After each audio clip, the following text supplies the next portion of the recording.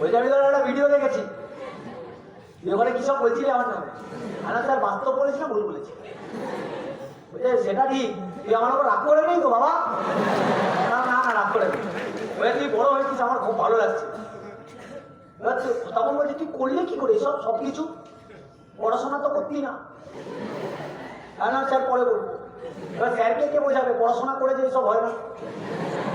পড়াশোনা করলে আমি কি করতাম? আমার স্কুলের ফার্স্ট বয় আজকে কারা যারা আছে, আমার স্কুলের first boy, second boy, third ranking student গুলো সব চাকরি করে। আমরা কোথাকার পিস?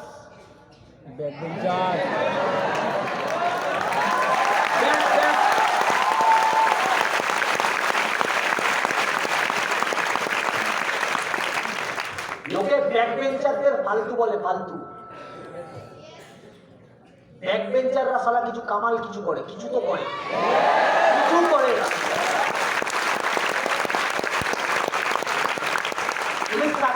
সব ব্যাক বেঞ্চারদের। আমি বলছিলাম না আমি পড়াশোনা করতাম না, পড়াশোনা করতাম না, রিয়েল ফ্যাক্ট। আমার মনে আছে আমি 6 থেকে টুকলি চালু করেছি, 6 থেকে। এটা আমার বাবা মা রিসেন্ট জেনেছে। 6 থেকে টুকলি চালু করেছি, 6 থেকে শুরু করে 12 বোর্ড এক্সাম অব্দি করেছি। আমার কোনো পড়াশোনা করে পাস আউট না, আমি পুরো টুকলি করে পাস আউট। আমার মা আমাকে টার্গেট দিয়ে পাঠাতো, তুই কিছু কর, যা ইচ্ছা কর, তুই পাস কর। আর আমার সামনেই আমার দাদাকে টার্গেট দিত, তুই যা ইচ্ছা কর, তোকে ফার্স্ট হতেই হবে। আমার দাদা ফার্স্ট হতো আর আমি পাস করতাম, টার্গেট ফুলফিল করতাম।